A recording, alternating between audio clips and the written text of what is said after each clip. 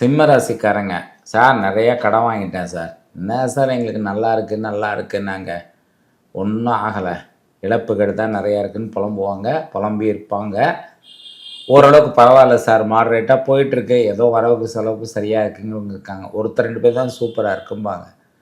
ஆனா அவங்களுக்கு இந்த 2026 எப்படி இருக்கும் அப்படின்னா, அரசு துறையில பணிபுரியக்கூடியவங்களுக்கு, அரசியல்ல உள்ளவங்களுக்கும் நல்ல வாய்ப்பா இருக்கும். நல்லாவே இருக்கும் அவங்களுக்கு. எதிர்பாராத திடீர் வரவு வந்து அரசாங்கத்தின் மூலமாகவும், அரசியலிலுமே வரும். புரியும்னு நெனைக்கிறேன். அதுக்கப்புறம் பார்த்தீங்கன்னா, உங்களுக்கு இது பொருளாதார ரீதியா பார்த்தீங்கன்னா, குடுக்கல் வாங்கல் சுமூகமா தான் இருக்கும். அதுல மாற்றம் இல்ல. பட் சுப விரயங்கள் நெறையாவே இருக்கும். தேவையில்லாத செலவுகளும் இருக்கும். பொருட்கள் ரிப்பேர் ஆகுறது, வீட்ல வச்சிருக்க பொருட்கள், கார மாத்துறது, டூ வீலர மாத்துறது, இந்த விஷயங்கள் நடந்துகிட்டே இருக்கும். வீட்ல மராமத்து பணிகள், பெயிண்ட் அடிக்கிறது, ஒரு பக்கத்துல ஒரு 10 அடி இடம் குடுக்குறேன் நாங்க சார், வாங்கலான்னு பார்த்தேன். வாங்கிடுறேன் சார்ன்னு சொல்றது, இதெல்லாம் கொஞ்சம் நடக்கும். திடீர்னு இடங்கள் ரிஜிஸ்டர் ஆகுறதுக்கும் வாய்ப்புகள் இருக்கு.